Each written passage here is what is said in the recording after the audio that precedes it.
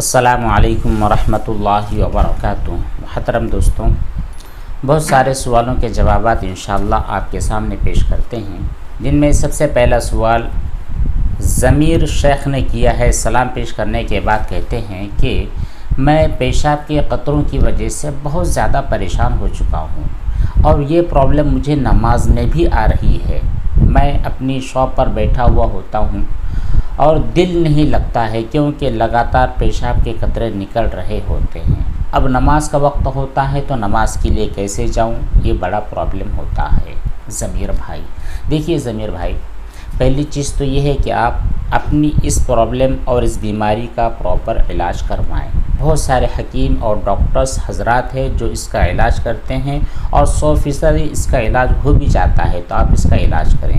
جب تک یہ پرابلم آپ کے ساتھ لگی ہوئی ہے اس وقت تک آپ کے لیے ایک سجیشن یہ ہے کہ آپ جب بھی ٹوائلٹ سے باہر آئیں یا جائیں تو جانے کے بعد جب فارغ ہو جاتے ہیں، استنجا سے فارغ ہو جاتے ہیں، پانی کا استعمال کر لیتے ہیں، تو انڈر ویئر میں آپ کے جو انڈر ویئرس ہیں وہاں پر کچھ ٹیشو کے پیپر رکھ لیں۔ ٹھیک ہے، ٹیشو پیپر رکھنے کی وجہ سے ہوگا یہ کہ آپ کی جو پیشاب کا قطرہ ہے وہ نکل کر اس ٹیشو میں جذب ہو جائے گا۔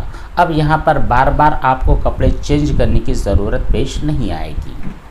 جب بھی نماز کا وقت ہوگا تو نماز کے وقت کے لیے آپ مسجد جائیں گے تو مسجد میں جانے کے بعد استنجا کو چلے جائیں۔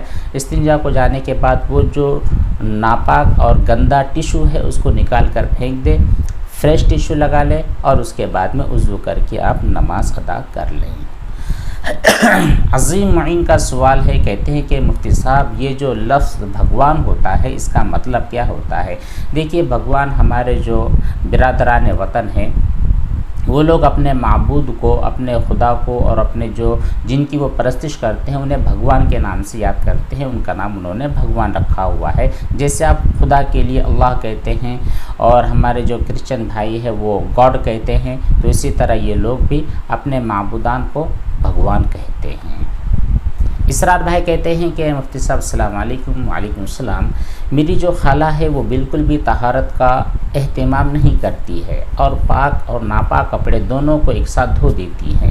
اگر ان کے کپڑے ہمارے کپڑوں کے ساتھ دھل دیے جائیں تو کیا ہمارے کپڑے بھی ناپاک ہو جائیں گے؟ اور اگر ہم ان کے گھر پر چلے جائیں تو کوئی گیلا کپڑا ہو اس کو چھونے کی وجہ سے ہمارے لیے کیا حکم ہوگا؟ دیکھیے اسرار بھائی، اگر وہ پاک اور ناپاک کپڑوں دونوں کو ایک ساتھ ملا کر کے 3 مرتبہ دھونے کے پروسیس پر عمل کرتی ہیں تو پھر آپ کے کپڑے، ان کے کپڑے، پاک کپڑے، ناپاک کپڑے سبھی مل کر کے آخر میں پاک ہو جائیں گے، کیونکہ 3 مرتبہ وہ دھل لیے گئے ہیں، 3 مرتبہ نچوڑ لیے گئے ہیں۔ اگر یہ پروسیس فالو نہیں کی جاتی ہے تو پھر ظاہر سی بات ہے وہ کپڑے پاک ہوئے نہیں ہیں۔ پاک نہیں ہوئے تو مطلب یہ کہ وہ ناپاک ہے۔ مس شیخ کہتی ہیں کہ مفتی صاحب آپ کا واٹس ایپ کانٹیکٹ نمبر دیجئے، کوئی پرسنل مسئلہ پوچھنا ہے۔ دیکھیے شیخ جی، اگر آپ کوئی بھی مسئلہ پوچھنا چاہتی ہیں تو پھر یہ ہمارے جو ویڈیوز ہوتے ہیں ان کے کمنٹ باکس میں اپنے میسیج کو ٹائپ کر لیں، جب بھی ہماری نظر اس پر پڑیں گی ہم اس کو پک کر لیں گے، آپ کے جو کیوریز ہے اس کے اوپر غور کریں گے اور آپ کے جوابات دینے کی کوشش بھی کریں گے۔ اسی طرح ہمارے جو انسٹا آئی ڈی ہے وہاں پر بھی میسیج کر سکتی ہیں، اور جو ہمارا ٹیلی گرام ہے اس کے اوپر بھی میسیج کر سکتی ہیں۔ اس کے لیے باقاعدہ نمبر ہم نے شو کیا ہوا ہے، نمبر دیا ہوا ہے، لیکن لوگوں کے تقاضے یہ ہوتے ہیں کہ نہیں آپ ہم سے فیس ٹو فیس بات کیجئے، کال پر بات کیجئے، اور وہ کالز کبھی بھی کرتے ہیں، کوئی موقع ہوتا نہیں ہے، کوئی وقت ہوتا نہیں ہے تو کبھی بھی وہ کال کرتے ہیں، اس لیے ہم کسی کا کال اٹھاتے نہیں ہیں۔ جو بھی مسئلہ ہوتا ہے اس مسئلے کو دیکھ لیتے ہیں، دیکھنے کے بعد کمنٹ باکس کے ذریعے ہی انہیں جواب دینے کا سلسلہ ہمارے یہاں پر جاری ہے۔ تو ہمارا جو واٹس ایپ نمبر ہے یہ کسی بھی ویڈیو کے نیچے شاید آپ اسکرول کریں گے، دیکھ لیں گے تو آپ کو وہ نمبر مل جائے گا۔ ادریس بھائی نے سلام پیش کیا ہے اور کہتے ہیں کہ مفتی صاحب پہلی بات تو یہ ہے کہ میں جب ناپاک ہو جاتا ہوں تو ہاتھ دھوتا ہوں، لیکن پھر بھی ہاتھ پر معمولی نجاست کا ٹینشن ہوتا ہے، یا غسل کے جو فرائض ہوتے ہیں انہیں ادا کر لیتا ہوں تو لگتا ہے کہ ہاتھ پر معمولی نجاست کا ٹینشن۔ دیکھیے آپ اس ٹینشن سے باہر نکلیے۔ جب تک آپ اس ٹینشن کی پوٹلی باندھ کر کے ڈسٹ بین میں نہیں پھینکو گے اس وقت تک آپ چین اور سکون کی سانس نہیں لے پاؤ گے۔ تو پہلی کوشش آپ کو کرنی ہے کہ کسی بھی ٹینشن میں اپنے آپ کو ڈالنا نہیں ہے، اور اگر کوئی ٹینشن خود بخود ہمارے پاس آتی ہے تو اس کو لفٹ نہیں کرانا ہے۔ جو کھلی باتیں ہیں بس آپ انہی کو فالو کیجئے۔ اگر کہیں پر نجاست ہے، ہاتھ پر نجاست ہے، معمولی ہے، زیادہ ہے، دکھ رہی ہے، نہیں دکھ رہی ہے، کوئی میٹر نہیں کرتا، بس نجاست ہے تو آپ دھو لیجئے۔ اگر نجاست نہیں ہے، صرف ٹینشن ہے، صرف خیال ہے، صرف وہم ہے، تو پھر ایسے وہم اور ٹینشن کا کوئی حل نہیں ہے، ان کے کوئی جوابات ہوتے نہیں ہیں۔ ان کے بارے میں سوچ کر اپنے آپ کو ڈپریشن کا مریض بنا لینا یہ ہمارے لیے عقل مندی کی بات نہیں ہوتی ہے۔ تو دو ہی چیزیں ہیں، یا تو آپ کے ہاتھ پر نجاست ہوگی یا نہیں ہوگی۔ اگر نجاست ہے تو دھونے کا اہتمام کریں، اگر نجاست نہیں ہے تو پھر کوئی ٹینشن لینے کی ضرورت بالکل نہیں ہے۔ عظیم معین کا سوال ہے، کہتے ہیں کہ مفتی صاحب اگر کوئی انہوں نے ایک لمبی لسٹ لکھی ہے، کوئی مخصوص گالی ہے، گالی دینے کی وجہ سے کفر ہوتا ہے، یعنی کوئی بھی گالی ہو، گالی اچھی ہوتی نہیں ہے۔ اگر آپ ماں کی گالی دیں، بہن کی دیں، باپ کی دیں، چاچا کی دیں، کسی بھی قسم کی گالی دیں تو گالی کا دینا اپنی ذات کے اعتبار سے ہی برا ہے، یہ بڑا سخت گناہ ہوتا ہے۔ ٹھیک ہے، پہلی چیز تو ہے کہ گالی کا دینا سخت گناہ ہے، لیکن گالی دینے کی وجہ سے آدمی کافر نہیں ہوتا ہے۔ آپ نے یہاں لکھا ہے کہ گالی دینے کی وجہ سے کفر لازم آیا ہے یا نہیں، تو گالی دینے کی وجہ سے کفر لازم تو نہیں آتا ہے، لیکن سخت گناہ ہے، اس سے ہر ایک انسان کو انتہائی طور پر بچنا ضروری ہوتا ہے۔ اگر کوئی آدمی گالی دے دیتا ہے تو اس کے لیے ضروری ہوتا ہے کہ وہ توبہ کرے، استغفار کرے، اور جس بندے کو اس نے گالی دے کر کے اس کا دل دکھایا ہے، اس کا دل توڑا ہے، اس سے معافی بھی مانگ لے۔ شہباز خان نے کہا ہے کہ پیشاب فرش ٹائلز پر اگر منی گر گئی ہو تو یہ پوچھ کر اگر خشک ہو جائے تو خشک ہونے کی وجہ سے وہ پاک ہو جائے گی یا دھونا ضروری ہے؟ شہباز بھائی اس کو دھونا ضروری ہے۔ ٹھیک ہے، آپ کی جو ٹائلز ہوتی ہے یہ ٹائلز ایسی ہوتی ہے جو نجاست کو اپنے اندر جذب کر کے سکھا کر کے اس کے پورے اثرات کو ختم نہیں کرتی ہے، بلکہ نجاست کی ایک تہ اس کے اوپر باقی رہے گی۔ تو آپ کے لیے ضروری ہے کہ اس منی والی جگہ پر جہاں پر وہ نجاست گری ہے پہلے اس کو پوچھ لے، خشک کر لے، پھر وہاں پر پانی ڈال کر اچھی طرح اس کو 3 مرتبہ دھو لے وہ جگہ، اور آپ کی وہ ٹائلز پاک ہو جائے گی۔ شاداب ببو ان کا سوال ہے، سب سے پہلے تو انہوں نے سلام پیش کیا ہے، وعلیکم السلام۔ کہتے یہ ہیں کہ مفتی صاحب ہمارے گھر میں پاک اور ناپاک کپڑے ایک ساتھ دھل دیے جاتے ہیں واشنگ مشین میں، لیکن واشنگ مشین میں ان کو ایک بار نچوڑ بھی لیا جاتا ہے، پھر اس کے بعد باہر نکال کر صرف سے دھویا جاتا ہے، پھر نچوڑا جاتا ہے، اور پھر صاف پانی سے نچوڑا جاتا ہے، تو پھر ایک بار پھر ان کو دوبارہ صاف پانی میں نچوڑ دیا جاتا ہے۔ کیا اس طرح سے کپڑے پاک ہو جائیں گے؟ بالکل پاک ہو جائیں گے۔ آپ نے جو پروسیس تحریر کی ہے کہ ایک مرتبہ آپ اس کو واشنگ مشین میں دھو رہے ہیں، نکالنے کے بعد صرف سے ان کو اچھی طرح دھو رہے ہیں، نچوڑ لے رہے ہیں، پھر صاف پانی سے اچھی طرح دھو رہے ہیں اور نچوڑ رہے ہیں، تو یہ آپ کی کمپلیٹ 3 مرتبہ دھونے کی پروسیس مکمل ہو چکی ہے۔ اور بھی ہمارے جو بھائی ہے ان کا کمنٹ پڑھ لیں، ان کا نام ہے شاداب بابو ان کا نام ہے، ان کا کمنٹ پڑھ لے۔ انہوں نے جو طریقہ اور جو پروسیس بتائی ہے بالکل صحیح ہے۔ آپ اس طرح اپنے کپڑوں کو دھو لیں، کہیں پر بھی دھوئے، واشنگ مشین میں دھوئے یا پھر بالٹی میں دھوئے یا ٹب میں دھوئے یا کیسی بھی دھوئیں، لیکن یہ جو پروسیس ہمارے شاداب بھائی نے تحریر کی ہے ان کا طریقہ بالکل صحیح ہے، اسی کو آپ فالو کریں، اسی کے اوپر عمل کریں، کیونکہ 3 مرتبہ دھونے کی وجہ سے آپ کے کپڑے پر کی ہر قسم کی نجاست یقینی طور پر نکل ہی جاتی ہے۔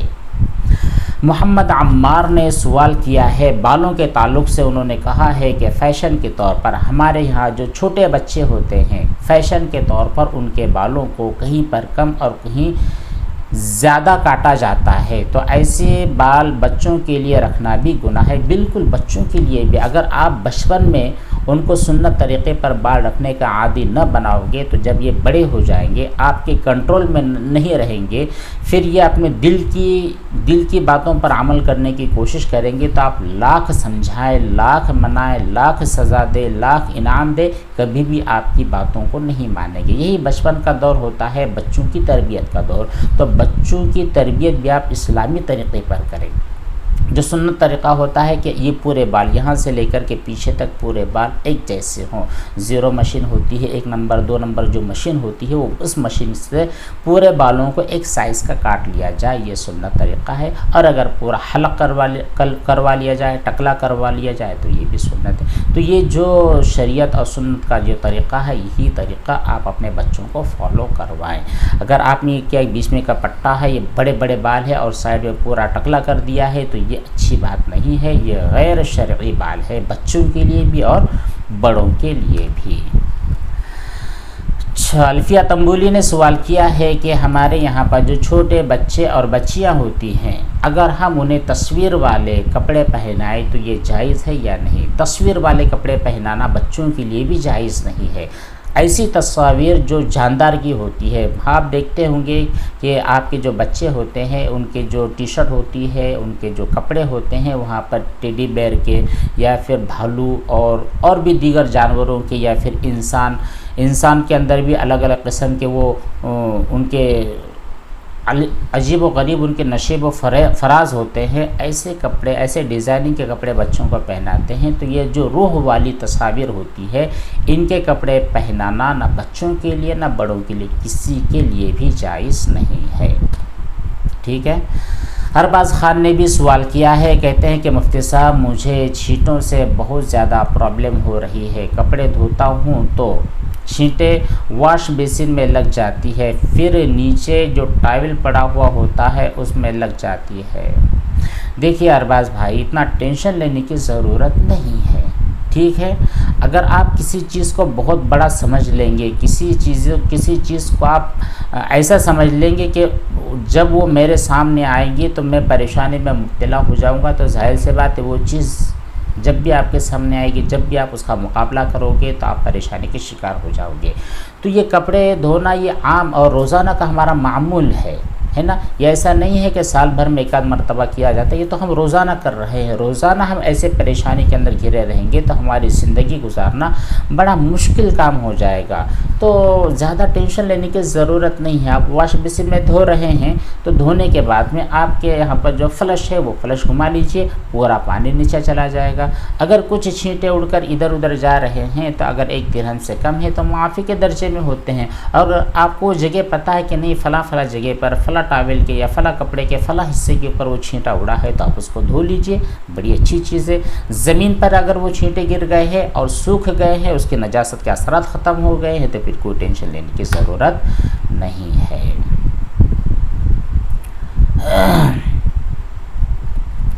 اچھا، امینہ خاتون ہے یا آپ آمینہ خاتون ہے، بہرحال جو بھی آپ کا نام ہے، تو آپ نے سلام پیش کیا ہے اور کہتی ہیں کہ السلام علیکم مفتی صاحب، دعا فرمائیے میری والدہ کا انتقال ہو چکا ہے، انا للہ و انا الیہ راجعون۔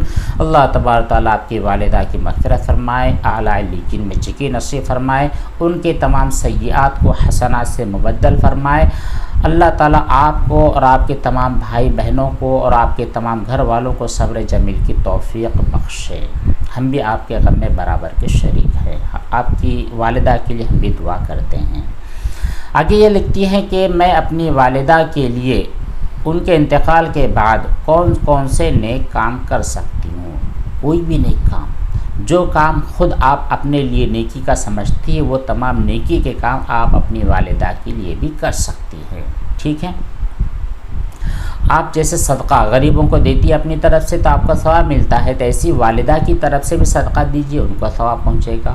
آپ خود اپنے لیے قرآن کریم کی تلاوت کرتی ہے تو کچھ قرآن کریم والدہ کے لیے بھی پڑھیے، یا پھر جو بھی قرآن کریم آپ پڑھتی ہیں تو دعا کیجیے کہ اللہ تعالیٰ جو کچھ میں نے پڑھا ہے اس کا ثواب مجھے میری والدہ کو پہنچا دے، آپ کو بھی اس کا ثواب ملے گا، آپ کی والدہ کو بھی ثواب ملے گا۔ اسی طرح آپ کوئی نفلی نماز ادا کرتی ہیں تو اس نفلی نماز کا ثواب آپ اپنی والدہ کو پہنچا سکتی ہے۔ کلمہ طیبہ کا ورد کیجئے، 1.25 لاکھ کا جو ورد ہوتا ہے وہ کیجئے، 70 مرتبہ کا ورد کیجئے، آیت کریمہ کا ورد کیجئے، اور جو بھی آپ نیکی کے کام خود اپنے لیے کر سکتے، اس میں کوئی ایک کام ہم نہیں بتلا سکتے، جو بھی نیکی کے کام آپ کر سکتی ہے وہ کیجئے، اپنی والدہ کی روح کو اس کا ثواب پہنچائیے۔